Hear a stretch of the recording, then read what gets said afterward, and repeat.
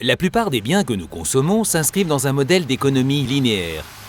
Les matières premières sont d'abord extraites du milieu naturel, puis transformées en biens manufacturés. Ces produits sont à leur tour utilisés par les consommateurs, puis jetés. Enfin, ces déchets sont incinérés ou enfouis dans des décharges.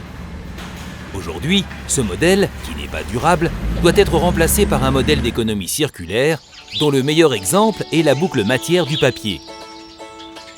Tout part de la forêt. Par photosynthèse, les arbres transforment le CO2 de l'atmosphère en un matériau renouvelable, le bois. Cette renouvelabilité est assurée par un principe simple. Si un pin, par exemple, est récolté à 50 ans, on récolte la première année 1/50e de la forêt, que l'on replante aussitôt. L'année suivante, le bûcheron procède de la même manière et ainsi de suite. Les bois de petit diamètre sont transportés vers des usines papetières. Les fibres de cellulose du bois servent à fabriquer de la pâte à papier, puis des feuilles de papier, qui sont les plus souvent enroulées sous forme de bobines.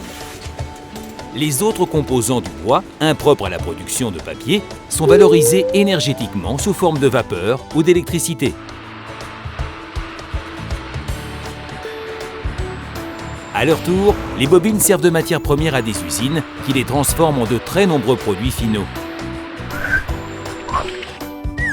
Des essuie-tout, des sacs, des billets de banque, des livres, des emballages alimentaires et bien d'autres. Ces produits papier-carton sont alors utilisés quotidiennement, puis jetés après usage, dans des poubelles permettant de les collecter séparément, sauf lorsque leur usage rend cette opération impossible. Ces produits usagés sont alors collectés puis expédiés vers des centres de tri. Ils sont ensuite acheminés vers des usines papetières pour être recyclés et donner naissance à de nouvelles bobines. Les fibres de cellulose abîmées, ne pouvant pas servir à la fabrication de papier, sont utilisées comme source d'énergie.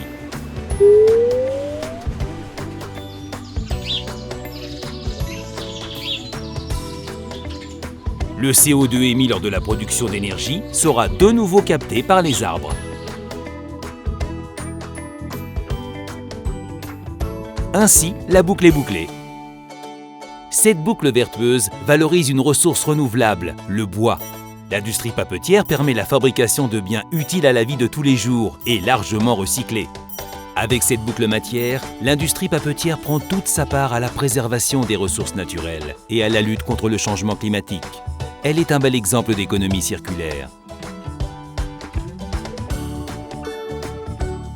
Retrouvez-nous sur www.copacel.fr.